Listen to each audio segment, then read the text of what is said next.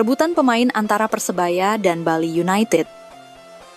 Persebaya berduka, kembali kehilangan legenda. Berlatih lagi besok, bersiap hadapi Persija. Persebaya kebut persiapan hadapi Persija. Munster berikan menu latihan saat libur. Saat libur tidak ada pemain asing yang pulang.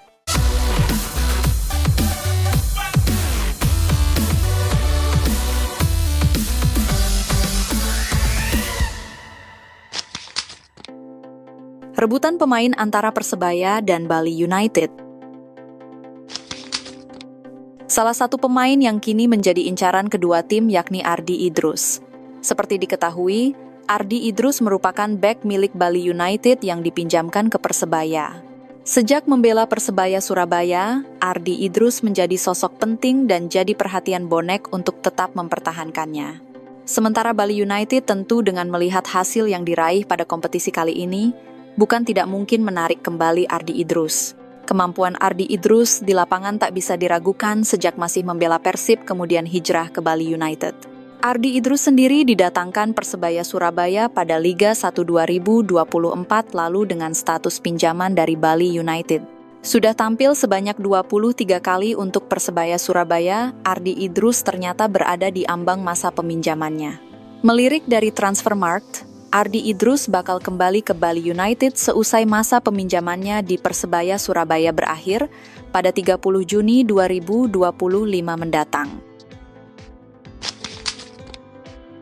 Persebaya berduka, kembali kehilangan legenda. Kabar duka kembali menyelimuti sepak bola Indonesia, terutama Persebaya Surabaya. Putut Wijanarko, mantan pemain sekaligus legenda Green Force, julukan Persebaya meninggal dunia pada Selasa, 1 April 2024. Almarhum mengembuskan napas terakhir di RS Siloam, Surabaya. Putut Wijanarko pernah memperkuat Persebaya di era 90-an. Dia pernah bermain bersama dengan legenda klub seperti Ibnu Grahan, Yusuf Ekodono, Samsul Arifin, hingga Seger Sutrisno, sebelum pensiun pada 1996. Putut Wijanarko bukan hanya legenda Persebaya, tapi juga sepak bola Surabaya dan Jawa Timur. Selain membela Green Force, dia pernah memperkuat mitra Surabaya dan menjadi kapten di klub yang kemudian beralih menjadi mitra Kukar.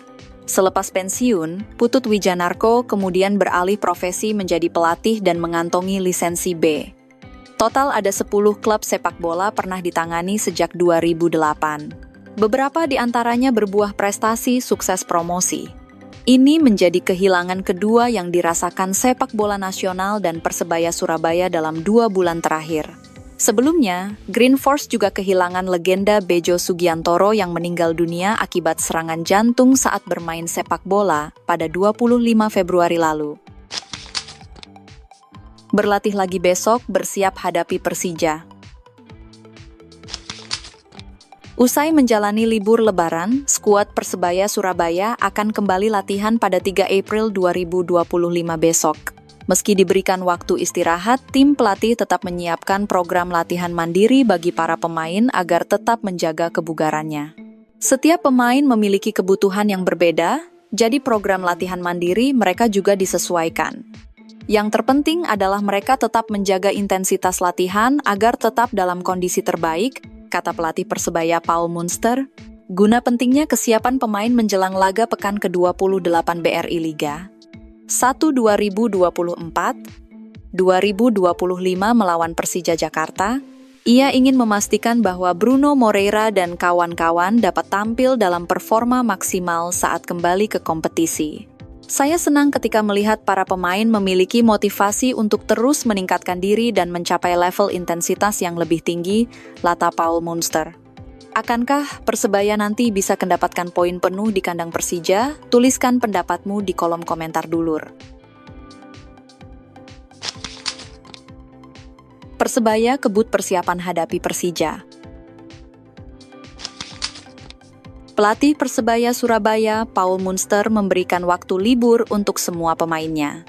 Persebaya haru akan kembali berlatih besok pada 3 April mendatang. Mereka akan langsung bersiap untuk melawan Persija Jakarta pada Sabtu 12 April 2025. Paul Munster menjelaskan, Semua pemain dalam kondisi fit sebelum mereka libur. Apalagi, Bajul Ijo sempat melaksanakan game internal untuk kembali meningkatkan level kompetitif pemain.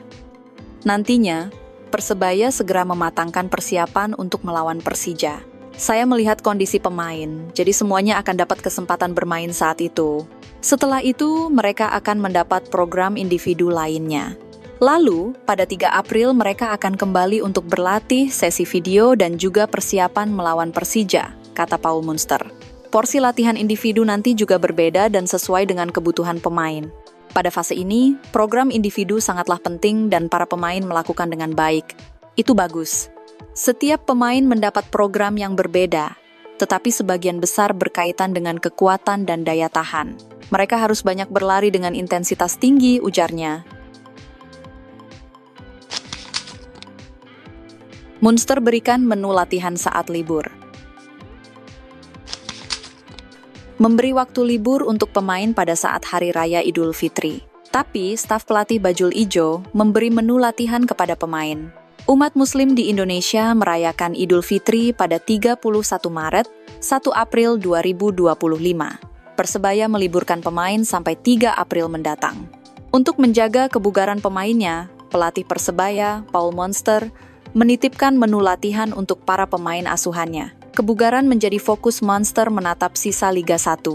Setiap pemain memiliki kebutuhan yang berbeda, jadi program latihan mandiri mereka juga disesuaikan. Yang terpenting adalah mereka tetap menjaga intensitas latihan agar tetap dalam kondisi terbaik, kata Paul Munster. Pada laga berikutnya, Persebaya akan menjalani pertandingan besar. Bruno Moreira dan kawan-kawan akan melawan Persija Jakarta. Pertandingan ini dijadwalkan pada 12 April 2025 akan digelar di Jakarta International Stadium. Saat libur tidak ada pemain asing yang pulang. Tidak ada aktivitas latihan dalam skuad Persebaya Surabaya. Jika sesuai jadwal, tim akan kembali berlatih pada 4 April nanti. Artinya, para pemain Green Force mendapat jatah libur 6 hari. Meski lumayan panjang, 8 penggawa asing Green Force tidak ada yang peluang kampung.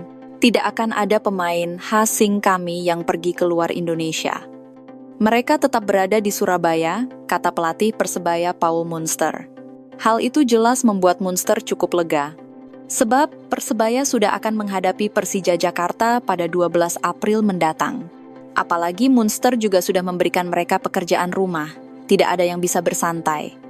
Sebab para pemain diminta untuk melakukan latihan mandiri selama libur Lebaran. Program individu itu penting bagi pemain. Jadi para pemain harus melakukan itu dengan baik, kata mantan pelatih Bayangkara FC tersebut. Munster menyebut tugas latihan mandiri yang diberikan kepada setiap pemain berbeda-beda. Tidak ada yang sama. Sebab program itu disesuaikan dengan kondisi pemain bersangkutan. Kalian tahu, setiap orang pasti memiliki kondisi yang berbeda. Bagaimana kondisi badan mereka, bagaimana juga kekuatan mereka, semua berbeda, tegasnya.